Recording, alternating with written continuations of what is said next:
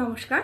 মঙ্গল যে এনার্জিফুল পাওয়ার প্ল্যানেট, সেই গ্রহ এখন আরো ডাবল এনার্জিতে আসতে চলেছে। তার মানে মঙ্গল 23শে সেপ্টেম্বর থেকে যে নক্ষত্রে আসছে সেটা হচ্ছে স্বাতি নক্ষত্র, মানে রাহুর এনার্জি বহন করছে।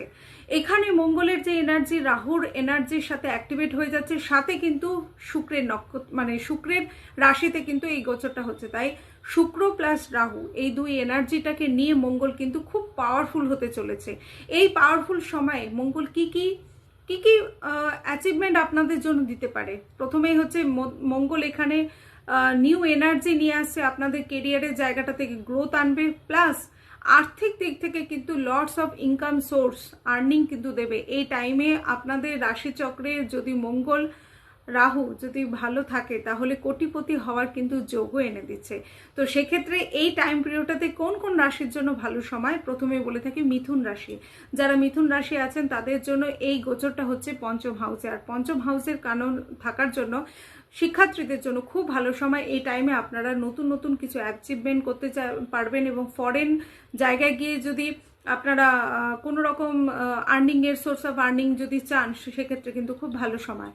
নেক্সট আসছে ধনুরাশি। ধনুরাশির জন্য এই গোচর হচ্ছে আপনার 11th হাউসে, যেখানে লটস অফ সোর্স আর্নিং দিচ্ছে, প্লাস আপনার ফরেন কান্ট্রির সাথে রিলেটেড হয়ে যদি কোনো কাজ করতে যান সেটার জন্য খুব ভালো।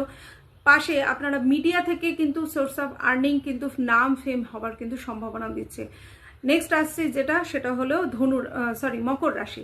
মকর রাশির ক্ষেত্রে এই গোচরটা হতে চলেছে 10th হাউসে। তো 10th হাউসে যেহেতু জব কেরিয়ারের দিক থেকে খুব ভালো, এই টাইমে আপনারা কেরিয়ারের দিক থেকে নতুন নতুন অপরচুনিটি পাবেন, এবং সাথে আপনাদের কেরিয়ারের জায়গায় মান সম্মান প্রতিষ্ঠা প্রাপ্তির কিন্তু যোগ তৈরি করছে। এবং লাস্ট যে রাশি সেটা হচ্ছে তুলা রাশি, কারণ তুলা রাশির মধ্যেই কিন্তু এই কানেকশনটা তৈরি হচ্ছে। তো সুতরাং মঙ্গল যে স্বাতি নক্ষত্রের যে গোচর, সেটা আপনাদের জীবনে কিন্তু একটা আর্থিক দিক থেকে কিন্তু খুব ভালো সময় আনতে চলেছে।